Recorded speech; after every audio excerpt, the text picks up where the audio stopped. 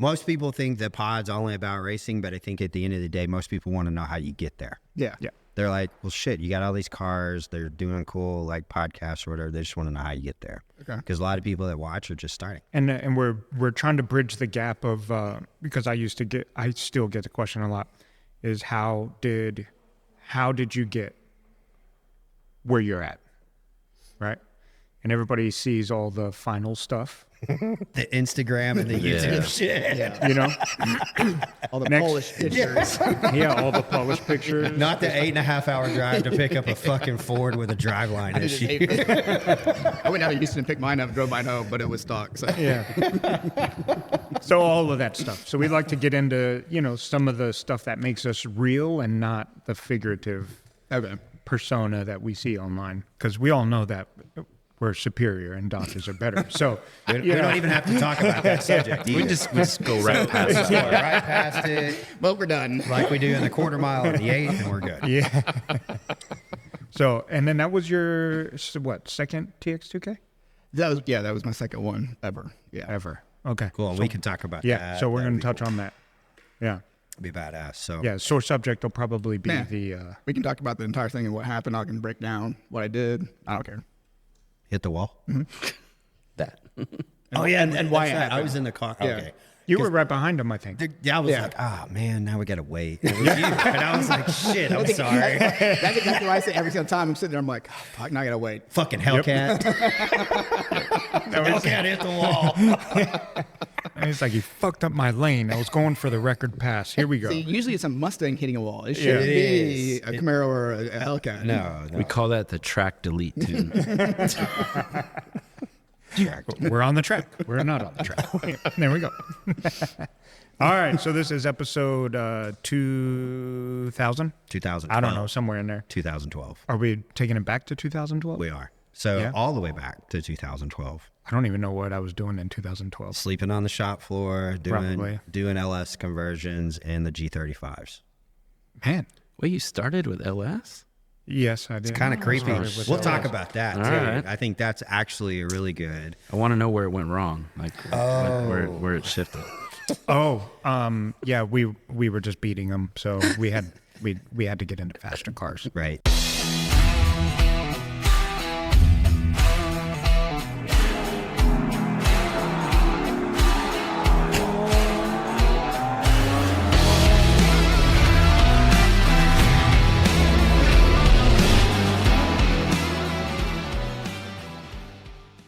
It's cool to have you guys here, and let's just start off with name. What's your name? Brandon, and you're with Accelerated Racing Solutions. Accelerated Racing Solutions. Your name?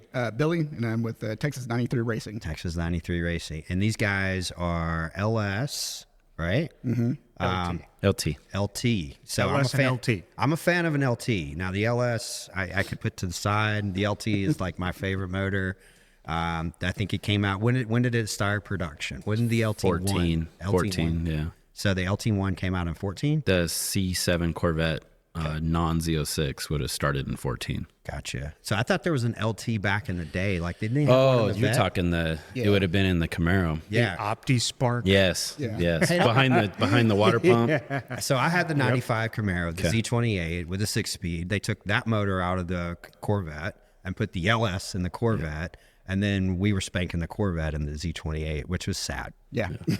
So then the LT, but tell them why you like the LT model. Why do you like the new? So I have a black wing. So Okay. Yeah, That's a cool car. It is. It Love really that car. is. My favorite unmodded just sedan. It's a grocery getter. I could fit my family of 4 in it. Those are the best cars to dyno when it's cold. They got the massagers, heated seats, sit back. Yes. Nice cold weather tuning car. That's a good one. That's right. But need a belt. So one of you guys can help me with a belt, I'm sure, right? And a pulley. No, we just put turbos on them, bro. Just get rid of all that. You turbo a Blackwing? We can. Holy shit. That's 6 sets of turbos that I got to save up for. That's a Hellcat, a Ford, and a Blackwing. Now let's not do that. Just stick with the belt. So No, you need to do that. turbo. All the cool kids are doing turbos Yeah, now. you You need go to do the Tex 2K, everything's turbo. Turbo everything. Yeah. It's very true, very true. So I'm ready to dig in, but I want to know how you guys know Chris and how all this started. there's a common denominator that my rearview mirror knows them better.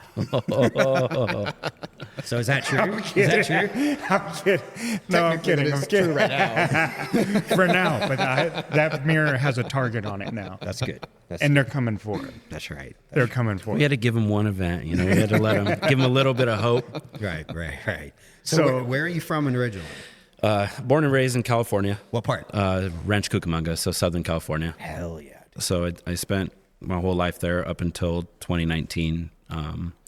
Started like where my whole automotive passion came from would have been out of high school. I didn't know what I was going to do. I saw a UTI commercial like at 2 a.m. or something. I was like, you know what? I could do that shit. My parents like, you need to go to school and do something. I had no interest in college. Went to UTI. I've always liked cars. That kind of ignited my passion from there. Got picked up by BMW after that. Went through the whole dealer route of working just as a regular mechanic. Worked my way up to service writer, service manager, and then at the end I was a service director. So I ran the whole operation. But in the middle of all that, I was commuting 3 hours a day. I'm in California. Traffic's shit. So we opened our business in California in 2016 on the side of working for BMW. So just late nights, you know, I'd leave at 4:45 in the morning. I'd get home around 6. We'd eat dinner. We'd head to the shop, me and her, work on cars, rinse and repeat, keep going. A couple times, this happened 3 times, but I fell asleep in traffic driving home, woke up in the back of another car. So I was just killing myself and doing it. And we were picking up business little by little, and there was some weird politics going on with the dealership.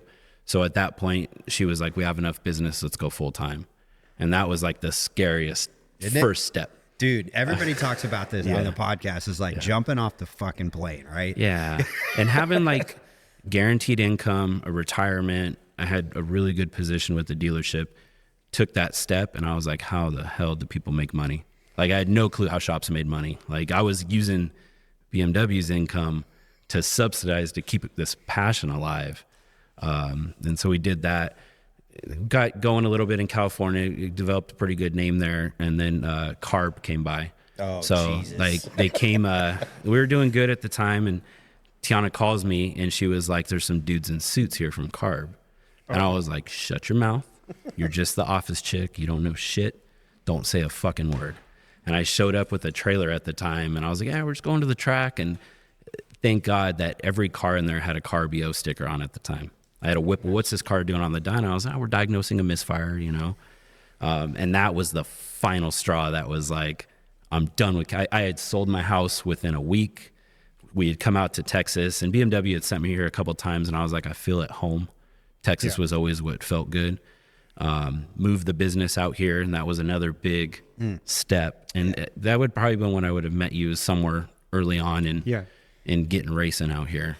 So there's a lot to unpack on there. Yeah. So I want to ask, when you were in California, were you working on BMWs in the shop, not your not your 9 to No, 5? so that's the LS in high school. I had a 2002 Z28. So that was the first thing. Before that, I had like a similar Mustang to this, but like the 5.0 version. It was a 94, slow as shit, made no power. A lot of noise. A lot of noise. Sounded cool. Yeah, it sounded cool as shit. And then Tiana also had a Mustang, and like we'd kind of go racing back and forth. But my first intro into LS was a 2002 Z28, and that was like cool as shit back then. Didn't cam it yet. Like I didn't get into that with it. So that was the first LS car. We had like the Granatelli tuner where you just could like add a degree of timing or take a degree of timing, or like I remember God those. knows what that thing did. Yeah. Like we just clicked on it. We'd spray it with the 150 shot with no tune. Like I did all the dumb shit. We put torque converters in GTOs, and like we had the 04 GTO at the time. So I did not, like, you could not pay me to work on a BMW outside of BMW. I fucking hated that brand. It afforded me everything that I had in life at the time. It was a really good paying job. So I worked on the GM LS stuff at the time. And when we opened the shop, it was like, everybody's like, finally, you guys opened a shop. Like, we have somewhere to bring a car. And the first time a customer paid me, I was like, well, that's kind of cool. Like, you paying me to work. I had no, because the guy brought me $25,000 to like heads cam a car. And I was in awe. You were like, I oh, was like, shit. holy cow, like this is kind of cool. You know, the first person to pay you as a customer. So no BMW stuff. people would ask me to do it, but I stayed GM. Even to today, like, oh, you work for BMW? No, that shit's long gone. I don't want to do nothing with that. Bring me your fucking M2 comp. Yeah, I don't, none of that shit. People ask, like, what do you think of BMW? I was like, they're piles of shit. Like, they're just, everything about them is just, this is bad. So you went from Wiener Schnitzels to working on American muscle. Yep. The can, what a like, night and day difference of complexity, though, right? yeah, like the GM or BMW helped me because they used to bug cars, right? They'd jump on the CAN bus, they'd short it out. So I learned a lot of diagnosis. I learned a lot of structure. Like if you weren't clean shaving when you went into like the BMW school, they'd send you home. The flooring at that BMW dealership was $1 million flooring. So like it always stayed clean, the types of cars I worked on. So I think I learned a lot of pride from working with a Highline company. What do you mean they would bug it? So they would take in training, right, to teach you how to work on the BMWs. They'd send you to BMW school. You'd have to stay current on all the models, and they would like short something out. They wouldn't just pull a fuse. They would take 2 wires and cross them in the computer. It would kill the whole can. You'd have to do it. And back then, BMW had like a light bus. I forgot what it was called, but they would like short the light somewhere. And so I learned a lot of diagnosis. So the complexity of going to a GM car after that was like, oh, this is simple stuff. Right? It just does the job. And so, I just kind of stuck with GM stuff. But the first cammed LS I heard, I was like, oh, that's what I want to work on. Like I wanted to pull into a gas station with the chop, and like that's kind of what drove me to do it. And when we had opened the shop, we bought a Chevy SS 4-door LS3 car, picked the biggest, nastiest cam, and just learned to tune. Like just threw myself into the fire. Did tuning school. They had some good stuff that we were able to teach us. What year did you do tuning school? 2016. And I think back then in 2016, I also had a twin turbo car, and it was on an aftermarket computer. So I think I started tuning aftermarket computers almost before I started HP tuners. So my understanding was a little different. And I was like, why won't you do this? But the aftermarket computer was like, I just do it. So you got to trick it on HP. So that was kind of a different, tuning school was good. It gave me a good foundation. But then you fast forward to like today LT stuff. No, there was nothing I learned back then. That was all earned 3 o'clock in the night, 3 o'clock in the morning on the dyno and stuff like that. Yeah. So you were in California for 4 years, or how many years as a shop? From 2016 to like end of 2019. And to think when I moved to Texas, what happened February of 2020? COVID. Open a brand new shop. COVID hits. Yeah. Fucking excellent. Like what a time though. I mean, you at least were here and not there during COVID. And guess what was $1,200? Flex fuel tunes. Guess who got $1,200 checks? Oh, bunch of kids in Camaros. Yeah. So that was our like jump start into Texas. But yes, when we were here, the world didn't stop for us. California, the world stopped. Texas, XRP was still open. We were still out racing. Our little business complex didn't give a shit. So we kept going with all that. And then we just started hitting the tracks. But the first track I came to here was Yellow Belly. And I had a 4-second small tire car, pristine, beautiful. And Tiana's like, yeah, I found this track. And I went and I was like, oh, fuck, there's no way in hell I'm racing this car here. And then later on, I learned about XRP and we raced there. But Yellow Belly was the first track. The guy. That's got it for Texas. Like that was my Yellow Belly. That was a culture shock. Well, I mean, at least you got that out of the way. Yep. Because, I mean, Yellow Belly's been around for a while. My dad grew up on that track, which is crazy. But nowadays, it's like you have to have your head on right to get out of Yellow Belly for sure. Yeah. That's Tiana's track. Like, I liked XRP and, like, just no dust on my car. Yellow Belly, you're just unloading in the dirt. And whoever's got a dumped exhaust next to you, all that's coming over. Wasn't for me at the time. So 3 years in Cali, and then you jumped over here. Yep. It's interesting because that's a lot of sacrifices that had to happen. Normally, the first 5 years, especially in this industry, some places don't even make it to the 5-year mark. So you hadn't established, you worked hard to establish in Cali, and you left in 3 years, and then had to start over here. Did you have clients here already? No. Or how did that? So the first person who actually kickstarted my career here would have been Dwayne Biddle. He grabbed me. I didn't even have an open door at the time, and Tiana a stupid funny story, but she met him at the track while she was here, and she was like, my husband has a man crush on you.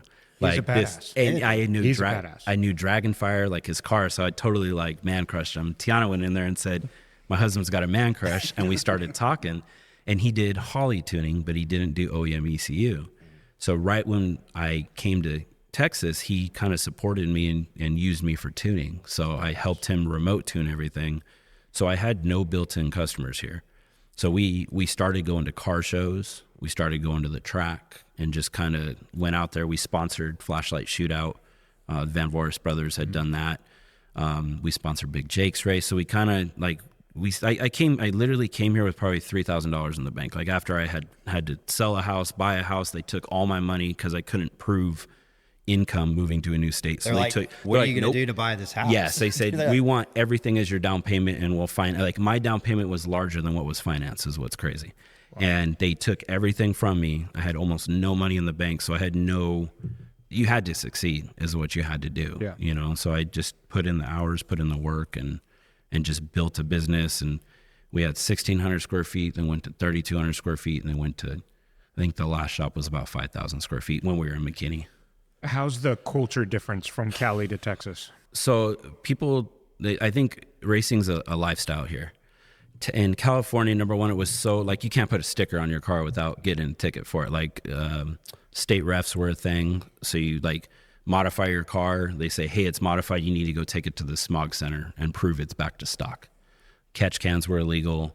Intakes, exhaust, like a catch can. Like, that was as dumb as it got. Catch. Yeah, cat back, I think, is the only thing you could do.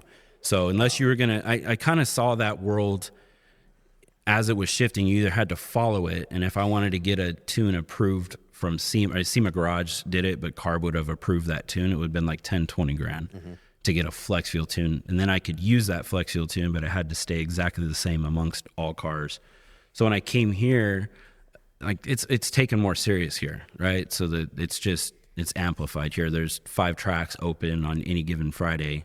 Within an hour drive, probably you can make it to it. We had 1 track once a week, and that just got demolished like 2 weeks ago.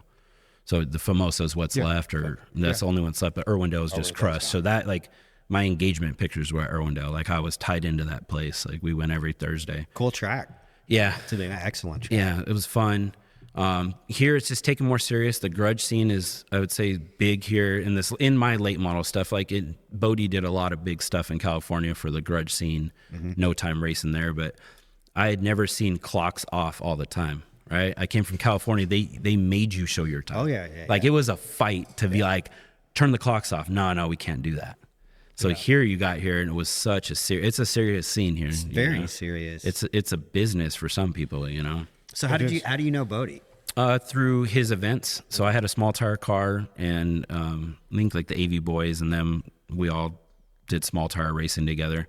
And Bodie was the one, I think, keeping California small tire racing alive. And we would go to his events in Sacramento, which I don't even think they're racing there anymore. I think it's Vegas as well. Yeah, so you go to Vegas, and that's the first time I ever no time raced. So I had no clue what no time racing was till like 2018, 2019. Yeah. And then I came here. I'm like, man, the Yellow Belly doesn't even have time. Like, there's nothing lit up. XRP stopwatch. Yeah, XRP. Well, North Star was open, so that was one of the first tracks. But he said North Star. Damn. Yeah. So we raced at North Star. We came here with slicks, right? Yeah. So we went there, and they're like, "What are you doing with these tires?" What the fuck are those? The guy was like, "These don't work here." We had Tiana's Mustang, and he was like, "Yeah, you can't use those here." It was funny as hell. Radio prep, homeboy. Yeah. And then we met, like, the scene. Also, the track owners, like, Irwindale was a business. Yeah. If you went there right before it closed, it almost felt like a jail. They put so many fences keeping people away from the starting line. Like, it felt like a jail. Here, you watch Galen on the starting line. Galen or Clyde is on the starting line till the sun's coming up the next morning of the race. Like, I think they really take pride in tracks here. So, like, it's nice to see an owner of a track be a racer himself, and I think it fuels all of us to keep pushing our passions.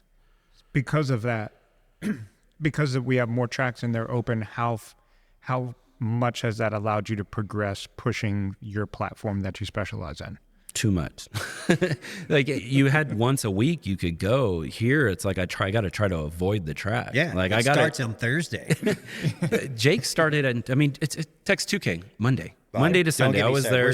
We're still fucking hungover. So yes, so like yes, you start any big event's going to start on Thursday, and there's going to be a private rental on Wednesday. Mm-hmm. I think I got met with more serious customers that wanted to go really fast, and then I'd had the budgets to do these big Motec Turbo 400. Where there I might have found people that weren't as serious because there wasn't a lot of racing there, so they're not going to pull their 8-speed out, their 10-speed out, go full-fledged race car because they're only going to get very little racing. Yeah. Here, like there's tracks open to where we could push the boundaries on these cars, keep making them faster. Yeah, I experience that a lot because I get often, I don't know how it is deep in the GM world, but I get often of we have something secret and we really don't. We just have that much more data. That's been the way to answer that. Like I'm at the track so much that there's no dyno that's going to replicate what that car is doing at the track. Like, yeah. So the data of going over and over, and then someone's like, I want a car like that. Well, now I kind of got the recipe, and then that next car gets something. Okay, now this one goes, Yeah, it's like we've broken all the parts that you haven't broke yet. Yes. Yeah. Then I know we broke. So we started putting 9 inches in Camaros. And one of the ones we took out, first Tex 2K 1320s filming, they're all right, heavyweight, first car, first shear the input shaft off a 9-inch. Wow. Then we learned there's 32 spline, 35 spline, spool, true track. We start going up all these levels, and like we found parts that broke. And as the builds go on, now every one of them, they're all Pro Gear, so you're really not driving them too much, but you're not breaking a Pro Gear input shaft like you're going to break a 28 spline street gear. So yes, 100% us going and finding the weak links. Yeah. So that's interesting. So do you find yourself faster or more, or competing more with people in the state or outside of the state? I think that Popeyes event kind of brought everybody in. Jake's race. So I personally, I've always separated our racing career and customers racing. Okay. Because it's hard when we have a car like her car out, pulling valve covers, lashing valves, pulling spark plugs. It's just you might be changing a stator or blower gear. So I was never able to put them together. So like Jake's race, people all over the country. Popeyes was really cool because there's people from all over the country, and it's just shops bickering online and then getting that scene all over the place. But locally, I think it's the same group of people who race each other. I feel there's like 15, 20 people that are just always going at each other. But if that keeps pushing that person to whatever keeps the industry alive. Yeah. But I think a lot is in-state, I guess. Then people, no one's traveling like, hey, I want to race this for me at least. Yeah. I don't feel like I have a target where someone's like, I'm going to come race you, and I'm going to come from 6 states across to come race you. But I've seen that where someone brings 8 cars to go race, a bunch of other cars. Was there a competitor in Cali that was always, you guys were always back and forth on? No, like my true competitor in Cali, like we're really good friends. So me and Alex, like when we met, I'm sure there was it would be a competition, but as we progressed through racing, like we became really good friends, and he's out here. You see him all the time. 6 times a year, probably. We'll go places together. So I never thought of it as competition. I still don't hear, because there's a lot of business here. Like I don't think any of us are like having to fight. If I have to down talk another shop to earn my business, like I've never respected that. Like you can't go talk shit on this guy to earn your business. And if anybody's doing that, that's a red flag. Yeah. So I've always felt like there's enough, but Alex was my true, from New Era Performance, would have been a true competitor there, but we've just grown and become really good friends and race together, go to races together. Yeah. If we race each other, we race each other, but it doesn't happen that often. He's a good dude. Yeah. He's got that stupid fast freaking SS. Yeah. And he's pushing the limits of that car too. He's going methanol, bigger turbos, and he's one to thrash and finish a car, but this time he's like completely redoing everything that he wants to do. And he's, that car went 730 or 740 quarter mile, 4-door. Yeah, that car's ridiculous. Yeah. That car's fast. Does it stay in Texas or does he keep it over there? It will race here because no tracks there will hold that car. So he kept it here for a little bit. He'd fly in, race Jake's, race Tex 2K, take it home, fix anything they broke, and bring it. Red List is out there, so he'll keep it for that. LS Fest is out there, so he'll keep it there for that. But that car will spend a good amount of time over here to race all the small tire stuff here. So it's that much of a difference from Cali to Texas. Yeah, I would say that across any small tire racing, most of the cars in California stay here. They're racing Jake's, they're racing all, the King R events, the Stefco events. They're all over here. So I want to also call up another common thing, because we talked about this on one of the other pods, is the role that your wife has had in this. Yeah. She's pushed you for the entire time? Yeah. So to go back, we met in high school. She had imagine dorky ass little high school kid I was. She rolls up in a 69. Going to UTI. Yeah. Rolls up in a 69 Camaro, 383 stroker, I'm gonna marry this chick, 100%. And same thing as our moms talked at a car show. Yeah. And my mom was telling her mom, hey, my son has a crush on your daughter. And then she ditched her boyfriend that day. We became a thing, and this was in 2000, between 2000 and 2004. So we have been so competitive. The racing was just between us. We started at 15-second cars, ended up in 4-second cars. We've used to race for car parts. All right, we have this much money. Whoever wins this race gets new shocks. And So when you guys raced, were you guys street racing? Were you track racing? Both. So we both, in California, we raced in Compton. That's where the street racing was. I probably started the street racing. We had a Nissan 240 with an LS7 in it. We street raced the hell out of that thing. She had a Mustang in high school, and then I had that Camaro in high school. So we raced nonstop. We've learned, we've blown up shit. We've paid shit with credit cards, blown it up, and then have 20 grand sitting on a credit card. Car's gone. Where do we go? I've done all the stupid shit. But she's was into cars more as a child, more than I ever was. So her dad raised her in a garage. She learned how to drive in a stick shift clutch cable Corvette on a hill.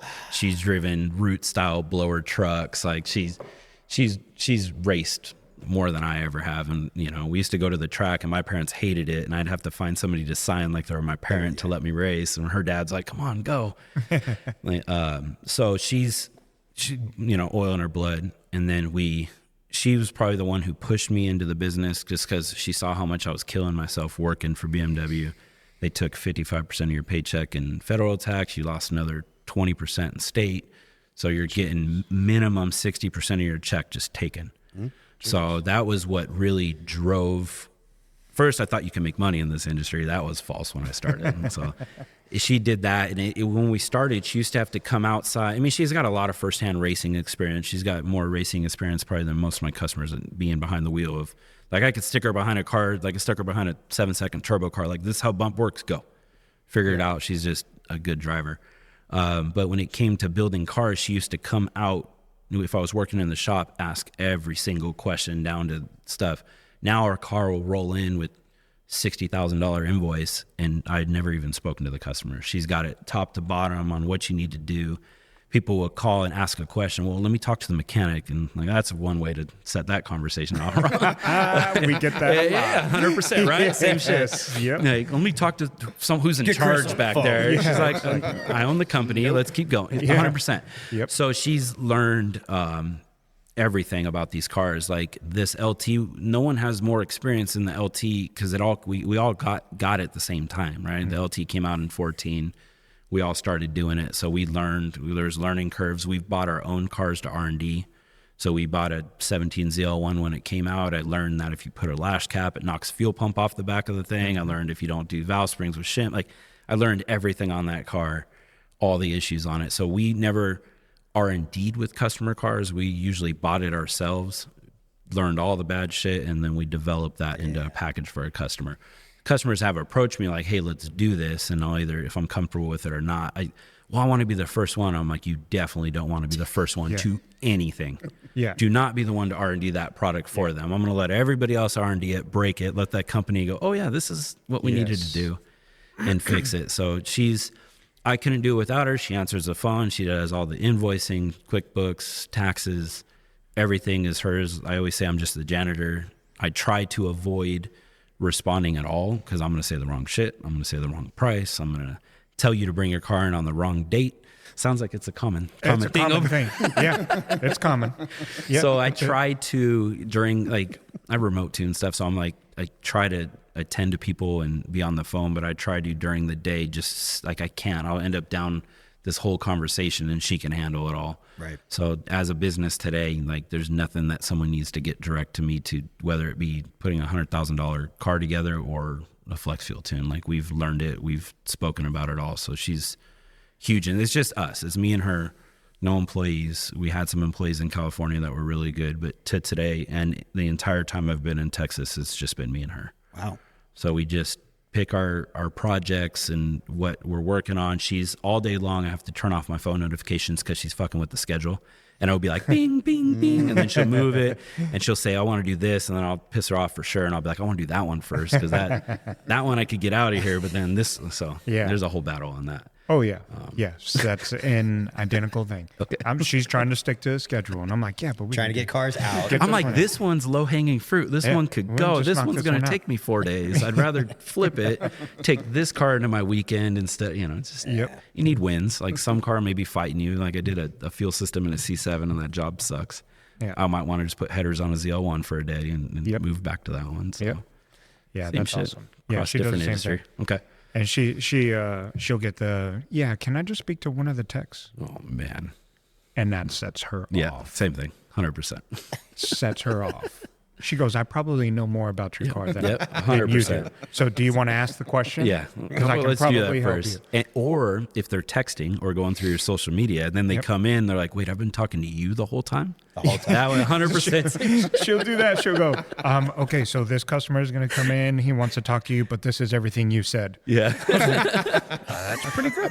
Okay. Or people write like, sup, bro? Just like my name's Tiana. You know? So same across totally different thing, but it's always worked like that, you know. So we try not to take the battle home. Right, during the day a lot of shit could go wrong, a lot of shit can go good. You could have a really good week, a really bad week. We just try to not take it home. There's a balance. That's a great question. So I think all of us at some point we're working. I know I'm working with a spouse a lot of time. I know Chris is working with a spouse a lot of time. You're working with a spouse. Are you?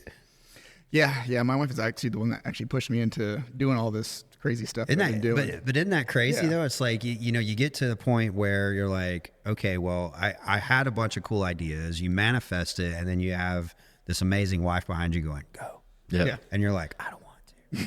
Sometimes it's not great. There's no checks and balances there though. Like in a car world, like, you need that transmission. Both together. Yeah. Bad. You can't say yes all the time. That's a bad. Like, sometimes you need a little no. Yeah. That's how the dart block came about. I was like, you know, there's a new, like, I just blew this one up, but like this, like I have one on the floor. It's just a regular Hellcat, but there's a dart block that's out and we can get one. She goes, okay.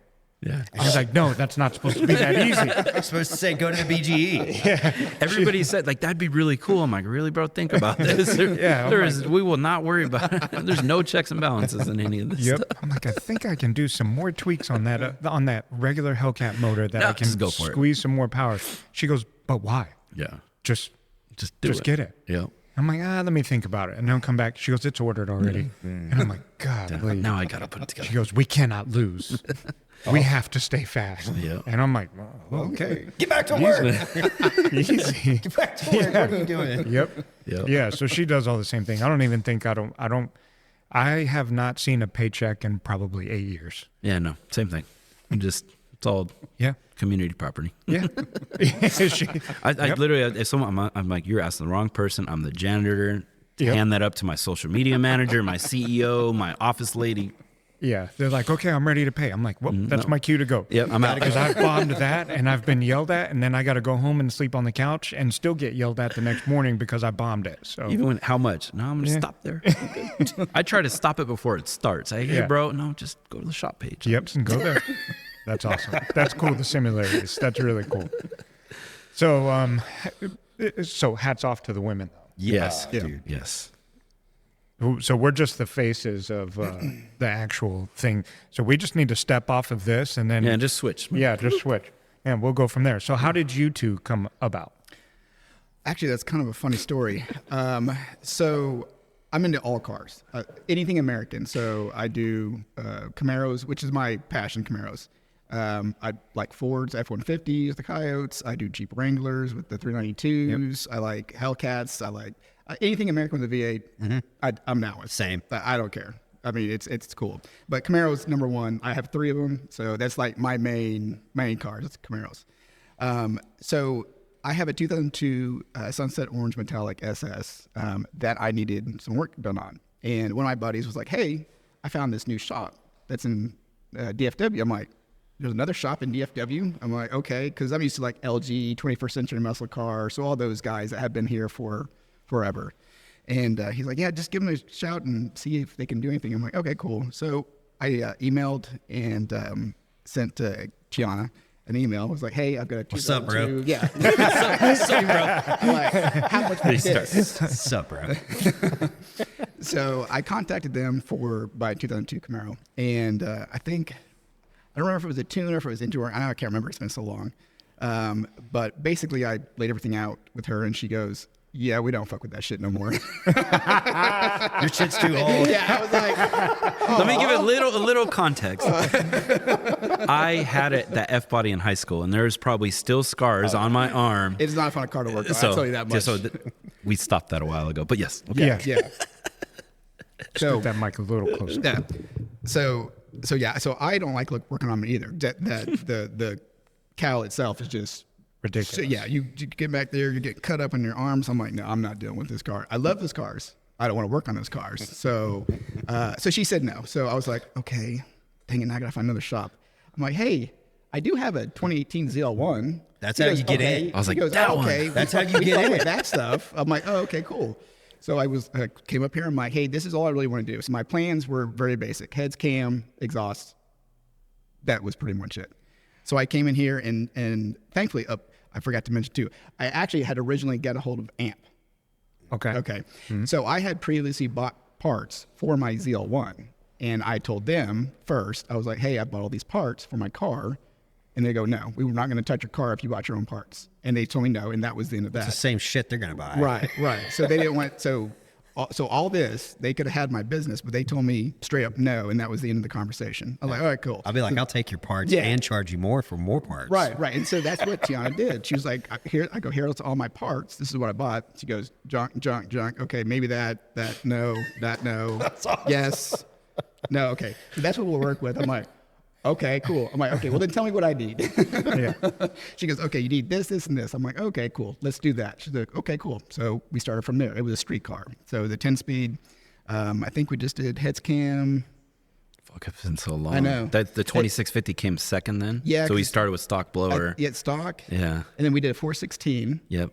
And then a 2650. Then turbo Ford did, 400. And then a turbo 400. Like that car has gone over, I don't know, 3 or 4 Yeah. iterations of itself. So just the amount of money that has been put into this car. You got the world's only $500,000, Do 2,000. not I add don't it wanna- up. I don't want to add it up. No, that's one thing I don't want to do. I do not want to add that I could up go at into all. QuickBooks, type bill.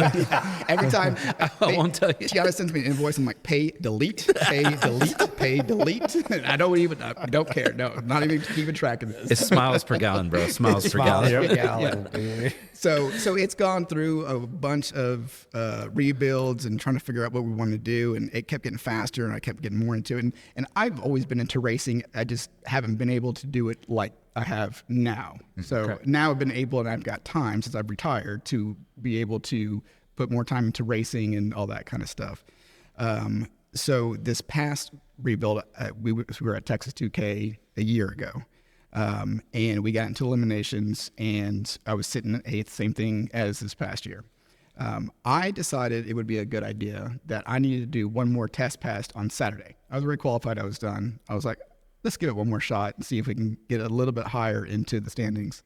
So I sit there in the burnout box, burn out, and my foot came off the throttle, and I went back into it and blipped it and snapped the belt. And it hit the hood. I could hear it because I know what that sounds like because it's happened 5 times. Yep. So I was like, crap, I'm done. Thermostat. So, yeah, it took out thermostat, the oil pressure. I think you were there that day Yeah. because I had left. Yeah, after, you pulled me out because I was dead in the water. It went behind the pulley into the front main. Yeah, I think it cracked the harmonic balancer, didn't it too? Yeah, because it got all the way in there. Yeah, I mean, it took out like a bunch of stuff, and I was like, fuck blowers. Belt delete. Legit, I think it was the next day. Yes. We were on the phone. I go, fucking tear this thing apart, rebuild everything, and do twin turbos. I don't care. Pull it all out and redo everything. So that's what we went with. We were like, okay, we're going straight legit race car, and that's what this thing is going to be. That's awesome. That's how that kind It took us a whole year back and forth on it. Yeah.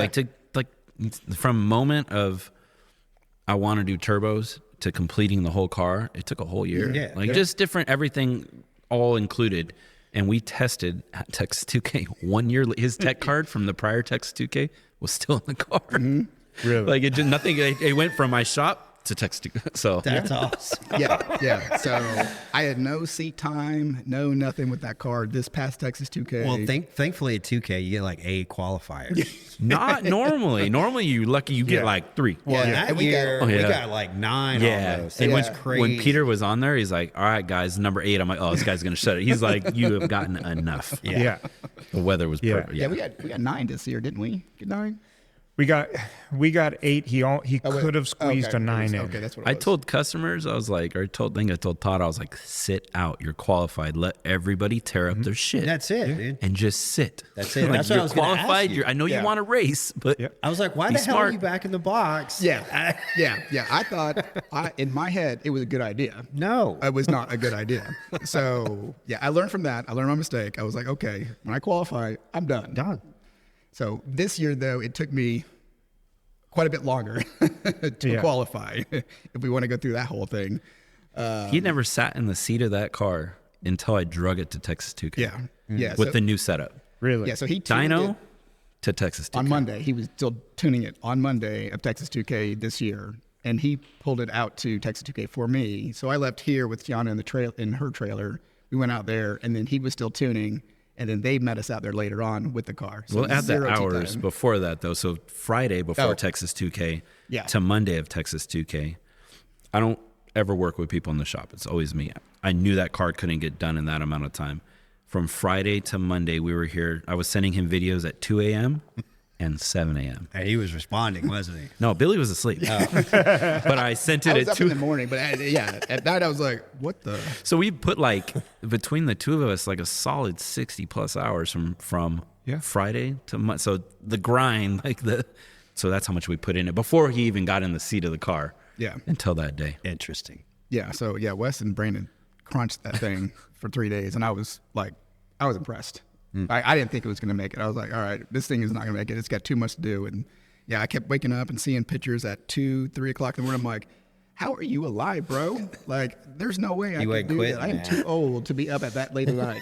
It was like, this can't be done. And then you got a little glimmer of hope, like, fuck, we might pull this off. Yep. And then like, you just, like, you knew you had to push. Once you got past that point, you knew you could figure it out. Been there, done that. There we go. Got the T-shirt, There the tattoo we go. marks, and everything. Yeah. We got Tori this time. Hey, can you be quiet, please? So how? So it was a year process. What was the hardest, longest part of all that? That no matter any racing, any time of year, it's always a crunch. If you're a racer, if you own a race car, and no matter how we thought last Tex 2K, like, we have a whole year, let's figure it out. Then you order a motor, and that takes 6 months, and then you have to order, like, everything just stacked against us over time, and it took that long. So the hardest hurdle was that last 3 days. Like the turbo kit was all done, but we had to wire a whole car. We had to switch it from an M130 Motec to an M182. So you're pretty much ripping everything out. Same harness, or was it No, different? it's a different harness. And then, That and make then, it hard for them. and then to complicate things more, you're out of inputs and outputs. So now you got to add a PMU. So now you're rewiring everything to a PMU. So like the amount of programming in that, and then you get it on the dyno, and like that 4 days was insane. Like that's probably in my entire career is probably the hardest I've ever worked to get something done. But when you're met with a customer that's got like the same energy and is pumped, like I'll do it. Like if you're doing it, if you're not someone like people don't realize how far a thank you goes. Yeah. Like there's been many nights I've been at the track till 2 and 3 in the morning, and like no racing goes great. Like you might spin, like you might have a really good night, really shitty night, and like even on a good night, someone may not even say thank you. Like I swear that's like that little word could go a long ways. And like me and Billy have always hit it off. So I felt like I want to do this for this guy. Like I knew we had a sliver of hope to get it done, and we just pushed past the sleep. But it was exciting. Like one of the nights, Tiana's like, "Get in the truck, we're going to eat." She's like, "Your hands are shaking." Like I was like, "Don't, I gotta go." I was like Monsters and Red Bulls the whole time. And she like made me get in the car and took me to like Chili's. Like in my head, I'm like, I found the closest restaurant that I could get in and out of the quickest and get back to the shop. Yeah. And she drugged me out. She's like, "You're gonna eat right now." That's awesome. I showed up to the track not shaven, didn't take a shower, like completely, but I got the car to Texas2K Monday. Awesome, dude. So that's a hard thing to get customers to understand that some key things that you mentioned. The race car stuff is never smooth. No matter what. No car is ever created equally. Nope.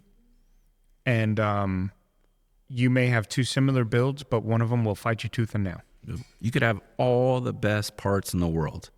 You could have a radio versus the world, $500,000 car. You're going to break the same shit a stock blower ZL1's going to break. Like it's like there's like you could have the baddest shit. It's going to break. Things are going to go wrong. You're going to knock tire off. You're going to bog. You're going to, all sorts of stuff. That makes for a really cool story at the end though. So what's the goal with that car?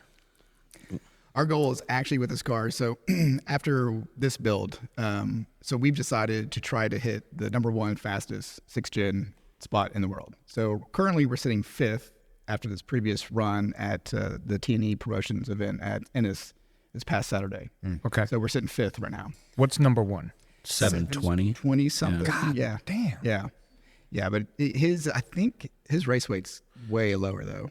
Yeah, we're in like heavyweight trim, so we ran so quick from Texas2K because I knew I wanted to get that hit with good weather. What's heavyweight trim in a Camaro? 4,000 pounds. That's pretty much. Yeah, so mine was. That's about as much as you can get them to weigh. Yeah, mine was. So when I went across the scales this past Texas2K with full tank, and me in it, I think I was at 40.15 is where I was at. So you're barely making it, Yeah, right? yeah. So I was barely sitting. I was like, okay, we need to make sure this tank is full. Why? He was like, I'm at this. I'm like, don't take a shit. Don't do shit. Don't breathe wrong. Don't take that fucking wrench out of the car. Don't do shit. Pack it with the same amount of ice. But yeah, like the streetcar class where we're like, it kind of gets broken up. Like they kind of split that one up. Heavyweight, we thought like we've gone rounds in other cars in previous years. I think that's a better fit for a Camaro because if you get dropped into Brett Lasada's class or any of those guys, like even if you're in the top 2 tiers, even like our cars aren't as fast as the Mustangs. They're not as fast as some of the Dodge stuff. They're right in the middle, right? Yeah, we're not. I mean, the people are putting China turbos on the Coyotes and 7-second car, right, with all the supporting parts. But I don't feel the Camaro platform is as fast as some of the other stuff. So depending on who shows up in the heavyweight, because those CTSVs have shown up before and go like 6s. But they're methanol, like the full floater rear end, like it's a little different caliber of car. So let's talk. Okay. So what separates a full out race car Camaro, your 7.2, to what you have? I mean, are you guys pretty similar? It's just weight. I think his is a 427. Yeah, that's a weight. It's all preference on that, but I've never like paid attention to those cars up close, I guess. So I would say our top 20 Camaro list is spirit of the class, right? Like there's no full blown chassis cars with 9 inches in them. We have 9-inch, but we're still IRS. We just beefed it up. Sure. Yeah. So like I think they all sit the same. That top 20, the top 20 Camaros are pretty similar. Like that I'm aware of. None of them are on M1. None of them are getting a little wild. I think people are starting to play with fuels and put some nitro and shit like that. But it seems pretty, because the list hasn't moved in a while. And that's just somebody who is paying attention to that list. Some cars have been totaled and gone and they still sit there. But I would say all the cars are pretty. The turbo ones are all in the 7s. One person's done it with the blower after like a long time doing it. And the yellow car is like, I want to go 7s with the blower. And I'm like, man, 24 pounds of boost on turbos and 24 pounds of boost in a blower, different ball game. Different. Like I knew with his car being turbo, I was like, I know we could go 7s. Like that, no doubt in my mind, we weren't going to have a 7-second car. Yeah.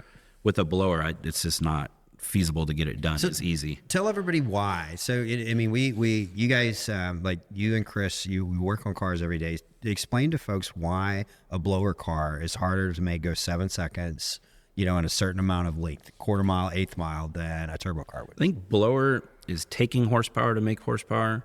Turbos are using wasted energy to make horsepower.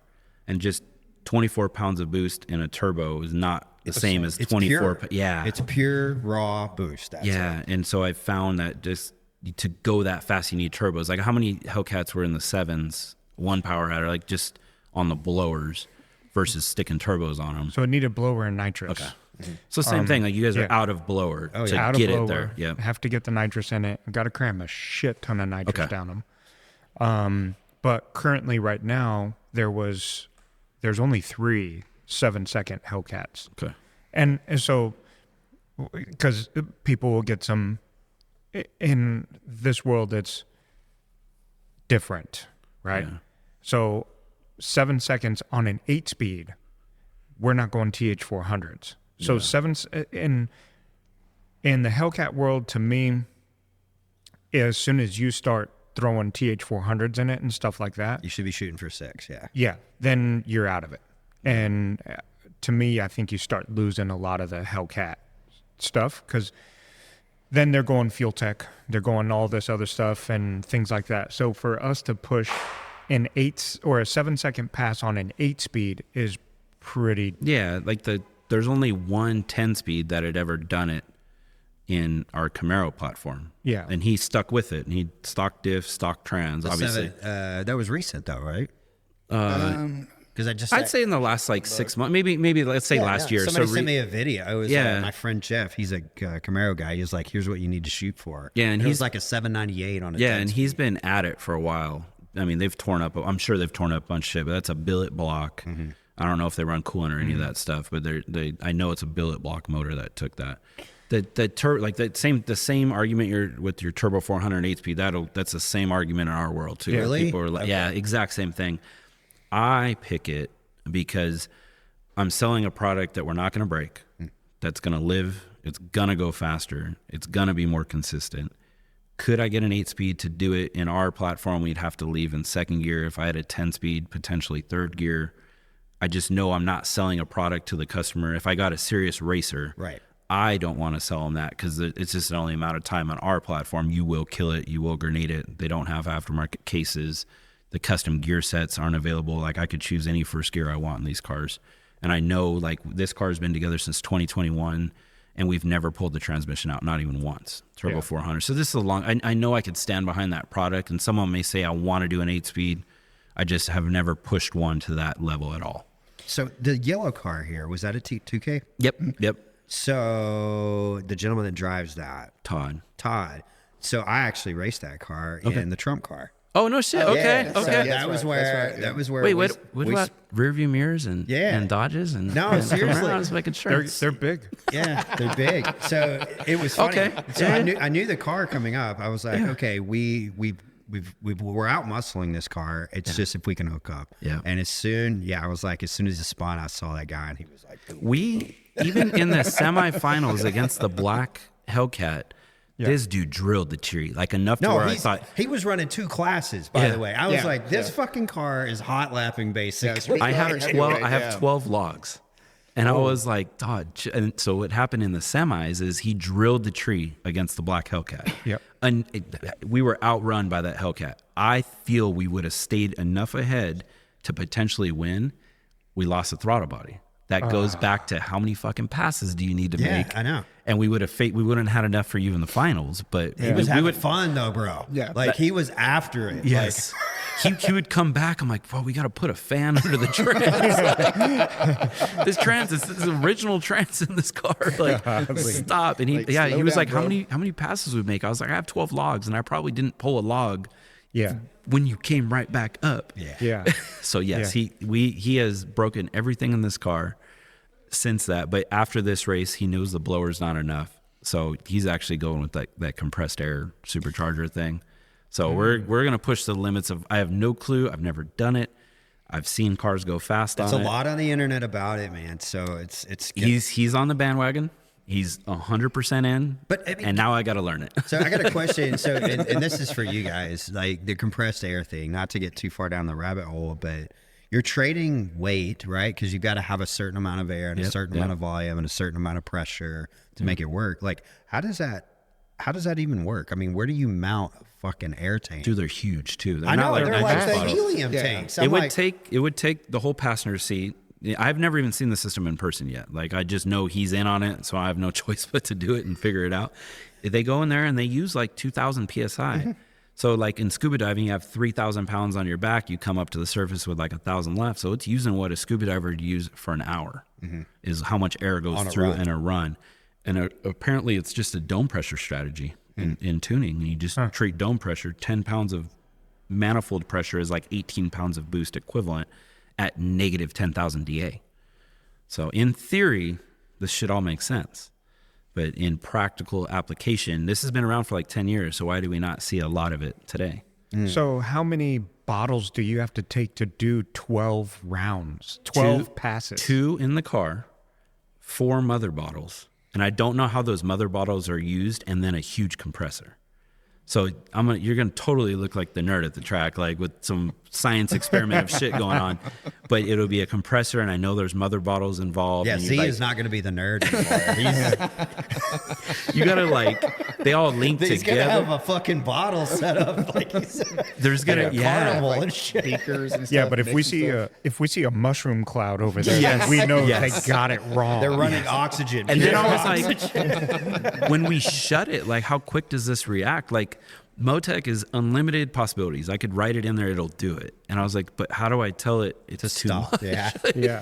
How before I blow the throttle blade backwards so I've never done it. I know nothing about it. He's all in on it. We're gonna have to learn it. And like, it's supposed to be negative DA. So like his first goal is 720s. So he's coming after you already. Wow. Yeah, they go to 6-second cars. There's 2 of them that, like, I know the Camaro goes like 430s to the 8th. Really? So, yeah, it's in earlier generation Camaros. So go caller, please. So it's in like a 69 Camaro, and then there's a little S10 truck, and they're like, Wow. like 6-second range is what they would equate to quarter mile. So Ryan Mitchell has it now. So if anybody's gonna push that limit and learn it, it's him. And I don't know if it's monkey see, monkey do right now, and everybody's going to start doing it, but there's got to be a downside. There's a downside to every power adder. There's something you're going to sacrifice. So Except for turbos. Oh no, we got. there's downsides to that one too. It's not what Hellion says. Yeah. Wait till you see an exhaust wheel come flying out. why does Texas 2K have cross bolts. pipes? Yep. Mandatory. Yeah. I'm glad either you looked at it in the rules or I saw Jay. it, and I was like, I texted Jay. I'm like, bro, we got to add this. He's like, man, I was right there about to finish that up. So he was able to put that in there. I was like, Yeah, it's wild. So are you going to stay in heavyweights? I'm gonna stay in heavyweight at least for this next year is my plan, and then maybe do street car and see how that works out. I'll just play it by ear, honestly. How has the build process been for you? As on a customer's view, we've heard the shop side. So on a customer view, how has the build process been for you? She wants it closer. Okay. It actually, with Brandon and Tiana, this has probably been one of the easier shops to deal with ever. Yeah. I mean, the communication is on point. They email me. I mean, we talk. I got cell phone numbers, so I can talk to them whenever I want. I had in the past previously dealt with like LG Motorsports and Horsepower Store back in the day. I don't know if you remember them. They were in Plano. They did LS stuff back in the day, back when F-bodies were super popular.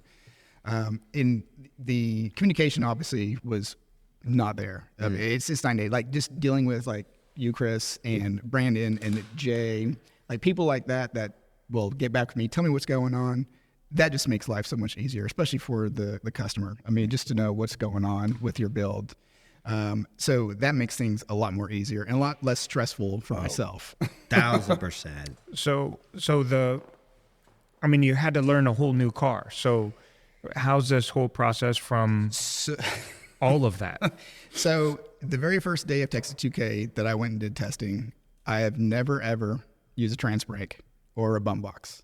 Okay. I've always had nitrous cars and just foot braked it, or NA cars or PD blower cars. So I've always foot braked. I've never even used a line lock. I've just done on my own, and that's how I just raced my cars. And that's what I've done since I was 16 all the way up. Mm-hmm. So getting in that car and having extra buttons to do things that I'm not aware of. It's a new flow. New game. I was like, okay, this is a whole new thing. I'm going to have to figure this out. So the very first qualifying round of Texas 2K this year, I went and lined up. I was on the trans brake, wasn't really paying attention, got off the trans brake, got back on it, and let go, but my foot was on the brake. Oh. So I overheated the trans lines. They blew underneath my passenger side rear tire, and I went to the right into the wall. Luckily, as I was heading straight towards the wall, I still have actual ZL1 Brembo brakes on there. I don't have race brakes yet. So I was able to slam the brakes on, correct it, and just slide into the side instead of going nose first. So I did save it at least as far as that. So not a great first time out in a turbo car because I've never dealt with it, but I did learn from that experience.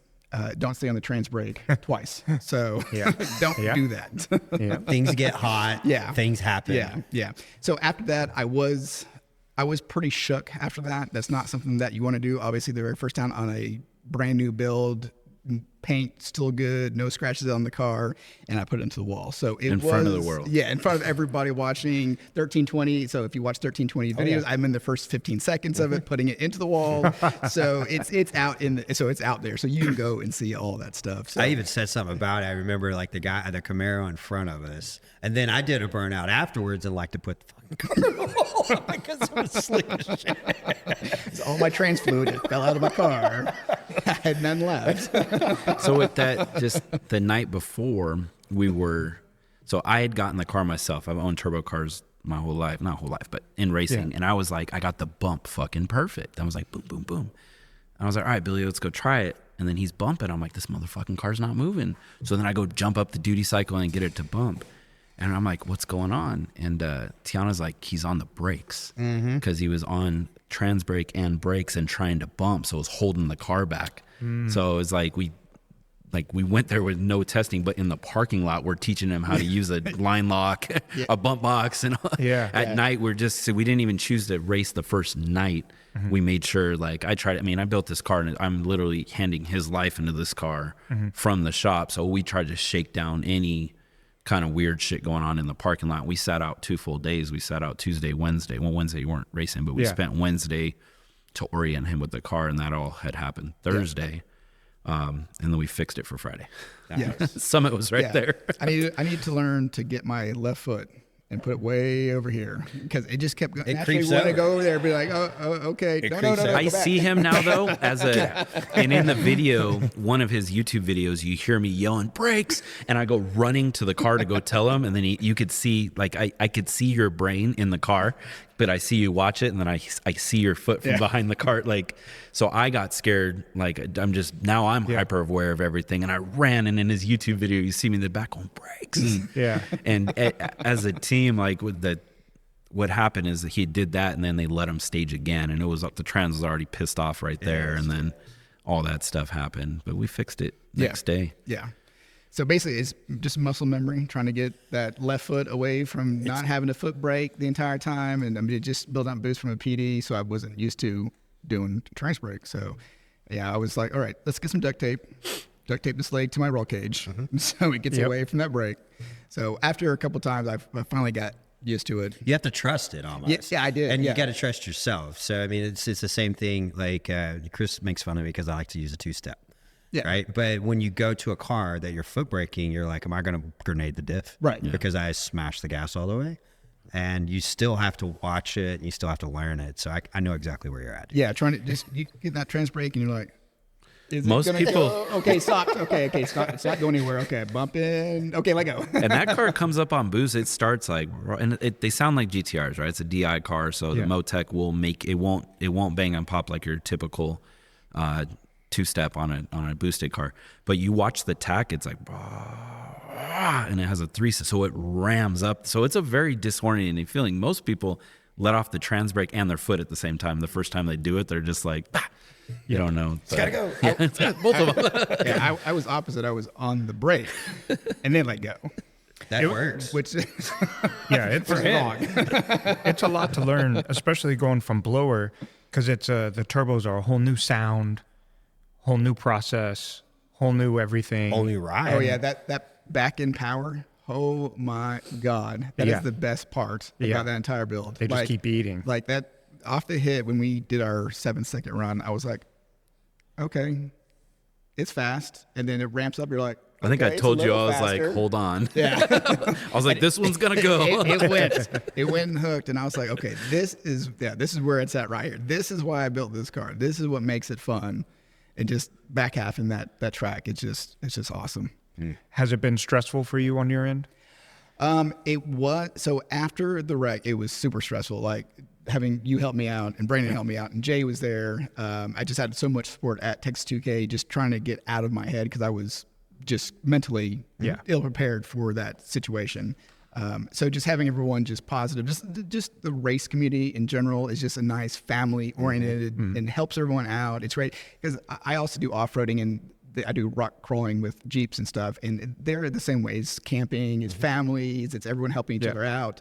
I mean, I think I've rebuilt 3 or 4 Jeeps on a trail for people, just helping them out, just to get them off trail. So I love the community that drag racing is and off-roading is. I mean, just that family. Dude, car feel people is are cool, great. man. Yeah. We I mean, almost had everyone's it. always cool. We had it cleaned up because I feel it too. Like I see his emotion and then how many hours we had into it. We had it cleaned off, sprayed off, the color off the wheels, up in the air, everything. I think by the time he made it back to the pits, Tiana was already at Summit, grabbed all this stuff, and we had it back together. And I think that night we started testing again. Yeah, I was like, let's test. Like, so it's like I was like, man, I don't want him to feel like that's not what we built this car for. That's awesome. Boom, get it done and How stressful was that for you watching that? It's So as a shop, because I've seen that. Yeah. I've been there. So how stressful was that for you to see? It's not a good look, no matter what, right? Yeah. No matter what the situation is, it's always going to fall on the shop. Like, they whether you installed those trans lines or not, it don't matter. Like you're the one who built it. It's yours, and it sucks. And to see him get out of the car sucked. So when he jumped out of the car, and I think he threw your helmet or something, I just wanted to give you a big hug. I was just like, it's not if, it's when. It's going to happen to everybody in some way or shape or form. There's no way around it, whether it's the guy in the lane next to you swooping over. So it's stressful. Tiana wouldn't go to the starting line after like the next couple passes. Like she sat in the back, and it's why in the 7-second video, you don't see her come until behind the car, because there's a lot tied to that. So it's stressful, but I can't let that eat that up. Like I knew what we built this car for. I knew we had a job to get done. And I think the next week we took it out, or I had the week in between to reevaluate a few things. We would have made that 7-second pass at Texas 2K. But when we launched, I had an oil pressure safety and it hit just a little. I mean, I'm talking 1 PSI difference on the launch because it's up like this and the Motec just shut it down. So we would have got that 7-second pass right there, and we would have finished it right there. So that's what the fight was, to get that. We put an AccuSump in the car and just changed a few things around it, made us sit back and redesign a few things on it. And then we went back out and did that. But yeah, it's stressful, but you can't, like, it's racing. I've been around it for 20 years. I've watched everything. I've watched cars come across lanes and take out other people's cars. I know it's going to happen to me someday. Like I've been around it for a while, so I think I bounced back pretty quick, and like not even moments, the car was still hot and we had it up on the air and already ripping everything out, and it had melted the trans line in the back and the front, so it was like almost 300 degrees.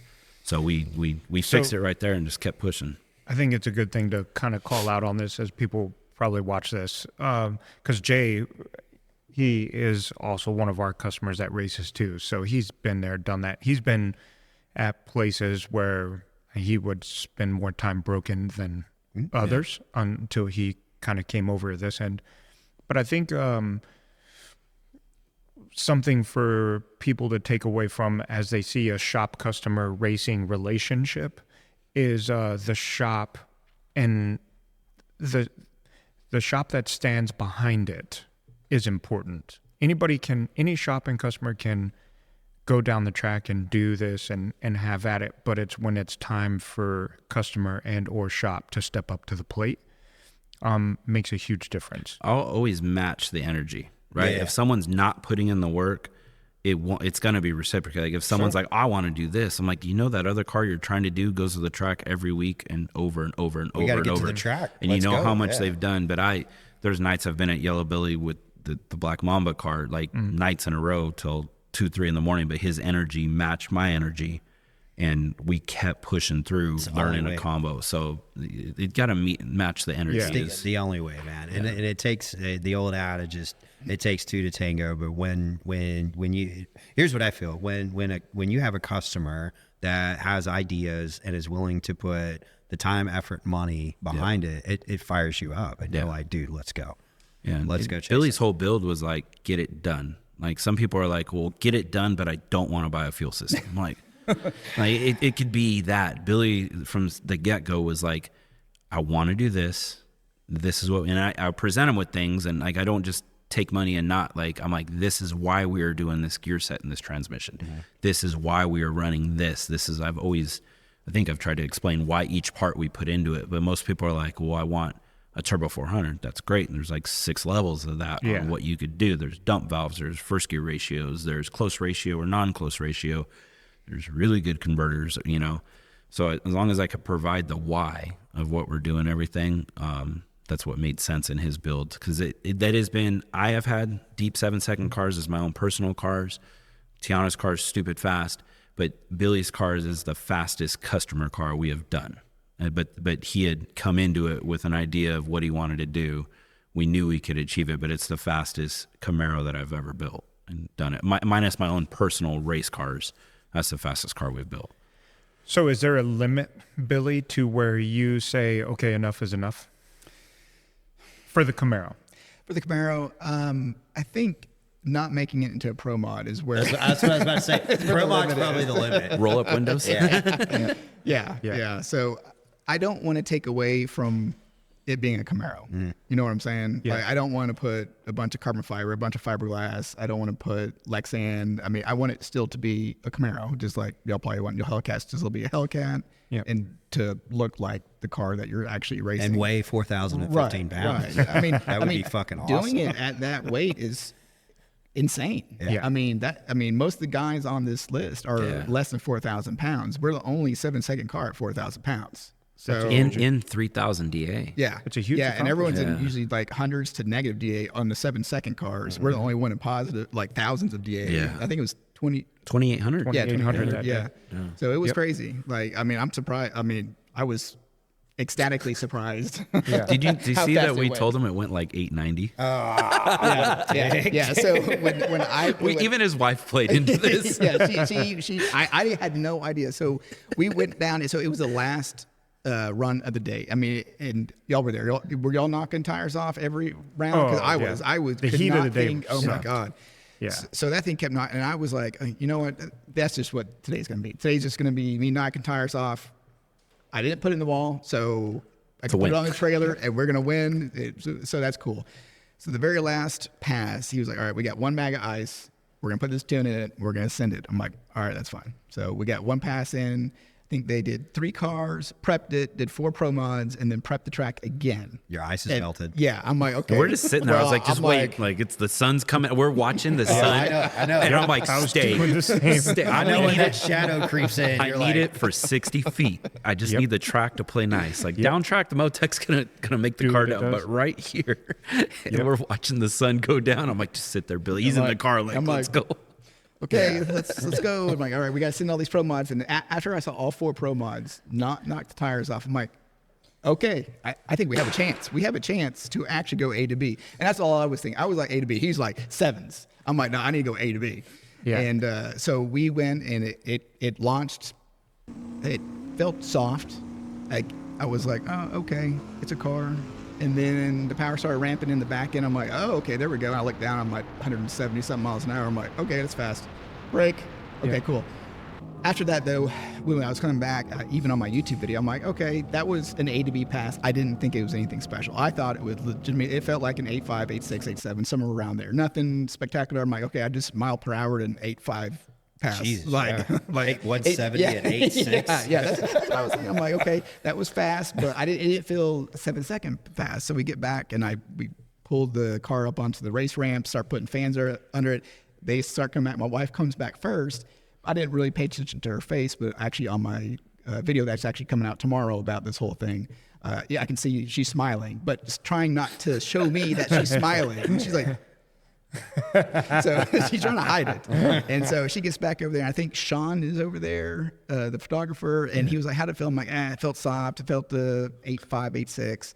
They all come back with the F250 and they all get out. And they're like, bro, Brandon's like, it's an 8.9. I'm like, it felt like an 8.9. And then he gives me a slip. He's like, I'm like, wait a minute. That's a 7.9. Yeah. I'm like, oh my God, what did I just do? I'm like, that did not. And then we all just kind of hugged, and I was excited. They were excited. My wife was excited. Everyone was excited. So it was a great feeling to finally accomplish that one huge step is getting into the sevens. Right. Like after the whole Texas 2K thing, and then we knew weather is not going to play nice, right? And the weather is just about to go to shit. I'm like, this is our chance. Like in my head, like I went there with the intentions to go sevens off the trailer. Like there was no doubt in my mind. I'm at a private rental.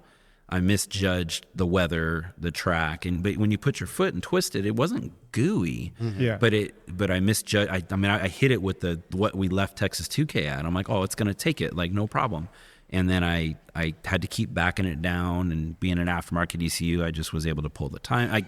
I've raced turbo car for quite some time, so I knew the strategy. It's always 0.5. At 0.5 is where you lose the tire. I'm like, motherfucker, negative 12 degrees, 0.5. Yeah. Like, you are not going to fucking spin. And I just, boom, and I took the boost ramp, and I stretched it to like 3 seconds, and then that's what that passed it. Yeah, that's awesome. So what's the future for accelerated as racing? A business or with that car? As a business. I'm very happy as a business owner where the shop's at. I think I am pushing myself. I like doing Motec stuff. So if I had to picture what I want to build all day long, is cars like his. Okay. Aftermarket ECU. I still love the ZL1 platform. I still will do all that stuff, but I like taking in those big projects. It was super rewarding. We've gone deep eights. Like that top 20 list, we have 5 of the fastest Camaros in the world. Like our shop has 5 of them. Good job. Thank you. And that's all over the country. And it's since the Camaro came out, it's like a micro record list, but someone has spent the time to do this, and we have 5 of the fastest cars. So it's badass. I like supporting the racers. I like building that intensive stuff. I like sticking to this high end build. So like the LS stuff, it's kind of fallen off. I still do a little bit of it, but not as much as before. But as far as the future, it's just husband and wife team. I'm super happy with what I do every day. I'm absolutely in love with the work I do. I've loved this Motec world that I've been in now since 2021. So the more stuff, like in the shop right now, there's 10 Motec cars. So I've pushed that. I would like to get into it. Like I always say, Tony Paolo is my hero, because that dude, like, that's all. It's just Motec, and that's what. So I'd like to be that, but I still like these newer ZL1s is like what I like working on, the C7s, 2650 stuff. But the future for us is just keep doing what we love, support the racers, go to tracks. Like, and Tex 2K burned me out. I need a good month. It burned everyone out. Everybody. I need a 1 month recovery, but there's no plans to scale right now to anything bigger. These cars are way too serious. It might be a control thing for me. Not that there's not excellent people out there to build these cars, but it's just so serious how fast these things get. In today's world, I mean, you guys especially, someone could walk in the door as an 18-year-old kid who's never been in something fast and say, I want 1,000 horsepower. In our world, and same like yours, you guys could achieve that too quick. It's very easy to make 1,000 horsepower, and 1,000 horsepower comes with 1,000 horsepower problems, comes with 1,000 horsepower skill set. Yep. So that's the part that I just like keeping that, the quality of the stuff. Do you think the race car only stuff is sustainable, or do you have to keep doing the 8-speed or the I guess GM would be 8 and 10 speed. Yeah, like you'd have. I don't think there's so many people here that are just wanting to do full blown race car, but everything in here is race car. They're all on 275 radials. They all do some form of racing. Mm-hmm.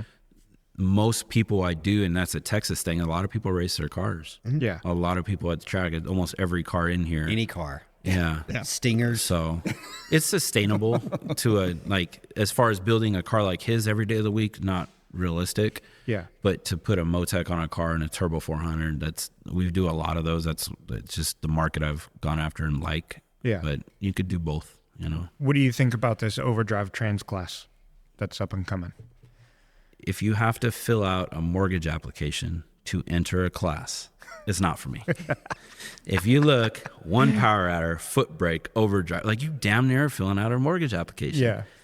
Do I have cars that could probably race in it? Sure. You know, I got the C7 up there behind you is 1100 wheel Motec 8-speed. Do people have the willpower to go through the shit you're going to tear up? Maybe not so much. That's not a class. It's too many steps for me. I just don't. Like, it's a lot. It's a lot. Like when I read one of the times it came across, I was like, holy fuck. That's a lot. I gotta read all these different things. But it's huge. But I don't know that the Popeye race, they had a class for it. I don't know how many people were in that class total. I don't know if there's even Hellcats in it or if it was just the C7s going after it. There was a few. Okay. Yeah, there was a few Hellcats that were in that class. And I feel like it's a very interesting class that's up and coming. Yeah. Different solution to heavyweight stuff. Yep. I think it makes the trans a level playing field. Just like in our small tire racing, like there's no, like the rules that make a daily driver class are pretty smart. And I think Rafa does it with King R, is like no aftermarket steering columns. Like there is certain rules in that overdrive trans, it's just used in that class, but it does keep spirit of the class. It does, yeah. So yes, there is a fear in turbo. There's no denying there is a fear of a turbo 400 being faster. That's why it's an overdrive class, because they don't want to compete with that. But just like you pull an 8-speed out, put a 400 in it, I'm sure you totally can different. agree the car will go faster. Mm-hmm.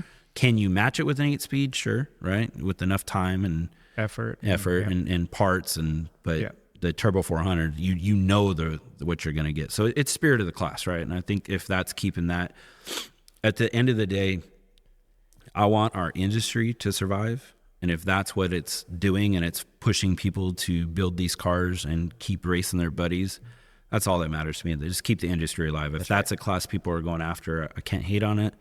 I put a lot of turbo 400 stuff in it. It just keeps the industry going. Like this may be a dying breed, you know, like the Camaro, like things have gotten discontinued and stuff like that. So you have a good, let's say 10-year run. Once that car's done, you kind of got to evolve. Like our stuff is moving into the global B tuning and the C8 stuff that's really locked down, but those things tear through clutches. Like it's not as reliable as building one of these. So you have to move with what the next two thing is, or you get stuck in your window, and that's what, you know, no one wants to get stuck with. So how are you going to tune the Cadillac Lyric?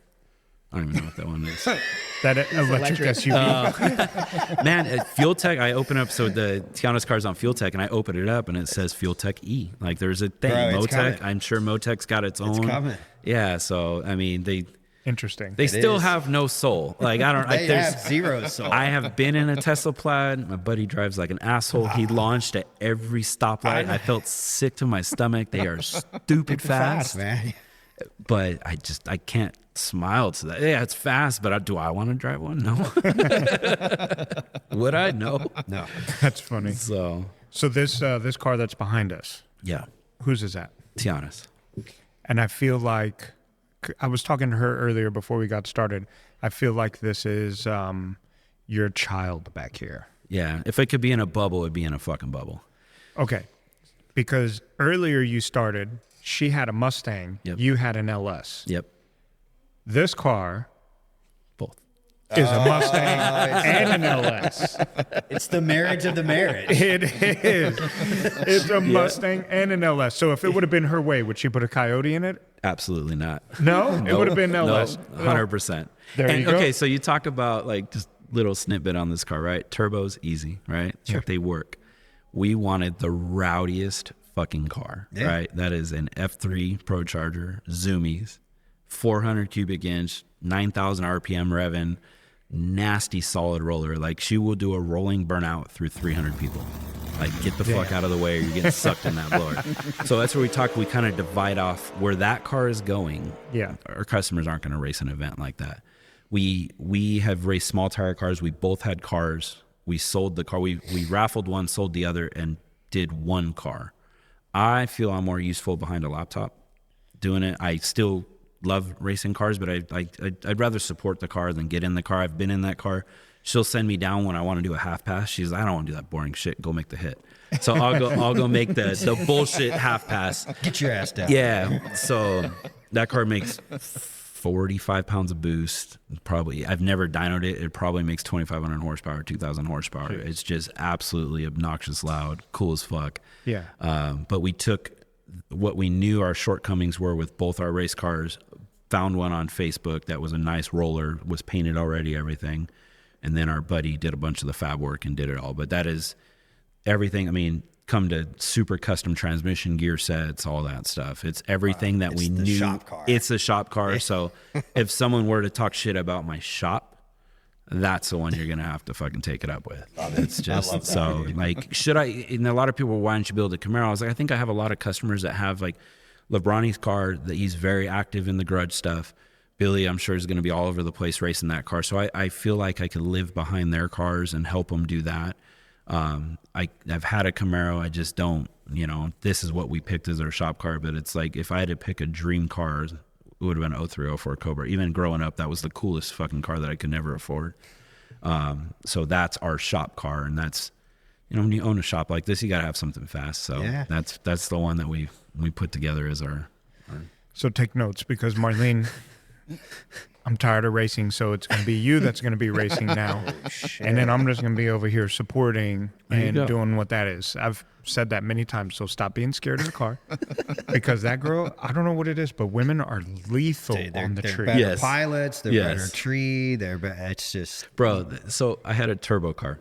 I had to put like a tennis bag behind Tiana's lap, or behind her back. She gets out of the car, she PBs faster than I've ever gone in the car. I look at the data log and the TPS is doing this because she's getting sucked back in the seat and her foot's coming. And I was like, and you just went, I'm retired. Done. This chick just went faster than I ever went in that car, and she couldn't even keep her foot to the damn floor. Because of the G4? The car pulled like 2.5 Gs. So as it was pulling G first, her foot would come back and then the car would settle and she'd go. Shift gears and it would go forward. The data log. And I was like, at that moment, I was like, yeah, I'm done. I'm going to sit behind the laptop where I'm more useful. I'm good. Yeah. I don't need to be behind. That's what I keep telling her. She's like, no, the car's just too fast. No, it's pretty... It's sustainable. It doesn't feel that fast. This car, on a bad day, it can't go in the fives. Like, it will run fours, and she'll get out of it like, that was boring as fuck. Like, is when you build them when it's got the right chassis, the right trans gears ratio. Like, it goes down the track and it looks like it don't go nowhere. But it's like all day long, you don't even have to try to go fours in it. Like, you can screw everything up and it'll still, but it's when it's right and it'll do it. It's on rails and it'll do it every time. Yeah. She's like, it drives like a Cadillac. Her other car was like halfway put together with spare parts off my car. So it was all over the place. And she was at Yellow Belly every weekend racing it. So she likes that. We get into this shit. She's like, that sucks. Like loosen the steering up. The chassis guy helped me. He's like, I could change the bump steer a little bit. We'll make it really fun. That's funny. So, yeah. Too good of a car, it's too boring. Yes. Yeah. Boring is. Imagine that. I tell Billy, like, slow is fast. Like, when they look boring, they go fast. Yeah. When things are uneventful, the G meter just boom, just rides down the track, and you don't want any of that. You want it to feel boring, and like. He said how smooth he felt the boost come in, but it doesn't feel like it's going that fast. Yeah. So, that's good. That's the recipe right there. You got the magic question. All right. So we're going to wrap it up. What is, so we always end the pod with a question or a piece of advice that you would either give your younger self or another person from things that you've learned, from the heartaches to the successes to everything else. We'll start with you. I actually saw this today, but it fits perfect. 40 hours a week is not going to do it. Mm-hmm. Period. End of story. I think that goes all businesses. Mm-hmm. And you to be 40 hours a week is not going to do it. So I think that the generation that is up and coming right now, lazy, right? Like, Yeah. you know, like it's just, they're not willing to put in the work. So 40 hours a week isn't going to, that's the harsh reality of it. Like I work still to this day. I'm really trying to pull away on Sundays. I will still be in here 6 days a week. I'll go eat dinner, come back and still do it. But 40 hours a week you won't be successful in under 40 hours a week. And then the second thing is it's worth it. From where I opened it and how many hours I've put through the heartaches, the tearing shit up, the harsh things that are said about you as a shop owner, like the things you've had to go through to get where you're at today, everything was worth it. So it's going to suck. It's going to be hard. People are going to talk shit. You gotta cancel that shit out. You're going to work late nights. You're not going to win all the time. Things are going to go wrong, everything. But at the end of the day, I've been doing this. So from 2016 to now full time, I've done it since high school, but as a business. So 10 years will be coming up on pretty soon. It's worth it. I enjoy it. I truly love what I do. So don't ever do it for the money. The money should always be a byproduct of treating people right, communicating with somebody. The money's a byproduct, obviously, you know, it'll come with stuff like that, but just treat people right, always tell the truth in it, and the money will come with it. But in the beginning, when you open up the shop, you're going to be like, the fuck did I just do? I just left this great job and I'm going to be broke in a week, you know? Yep. But it's when you look back at your whole career, the bad time was only this little snippet of something. If you look at all the days you've had doing this, it's worth it. I truly have a passion for this stuff. Awesome. Good job. What about you, Billy? I say just try. If you don't try, you don't know if you're going to succeed or fail. With me, just my wife pushing me to even start a YouTube channel. Like after a year of being retired, I was kind of not doing anything, kind of lost, not really having a purpose. And she was like, hey, start a YouTube channel. Just do car stuff. You do car stuff already. Just record what you do already. And I was like, okay, I'm going to give it a shot. And so here I am giving it a shot. And it's actually starting to work out. Same thing with racing. She was like, just go all in. If you're going to do it, go all in. So she's been behind me. Anything I want to do with race car or YouTube or any of that kind of stuff, she's always been there to support me, to say, hey, if you're going to do it, do 100%. Yeah. So if you don't do 100%, it's not worth doing. So, and that's where you get the enjoyment out of it. You get satisfaction, you get pride, just building up your own brand, your own personal product. I think is just number one. You just have to try. If you don't try, you don't know. That's right. That's badass. Good. Appreciate that, guys. Well, we appreciate you guys inviting us into this beautiful facility. Thank you. We're going to go on a flight, I think, right? We're going to go fly an airplane? No, I'm kidding. We're just because we got an airplane. We got an airport right here.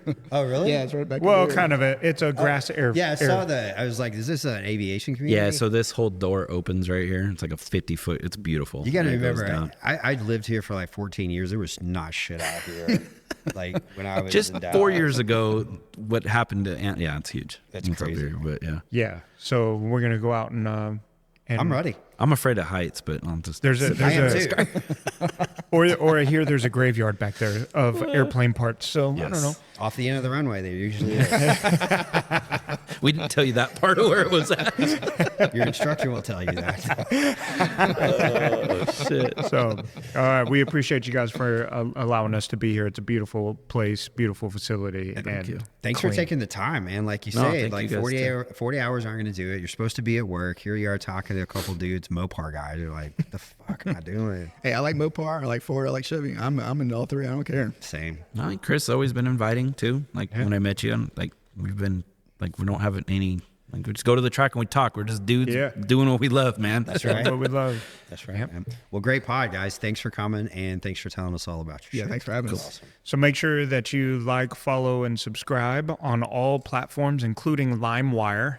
LimeWire. Shit. The fuck is LimeWire? And Napster. I was like Napster, MySpace.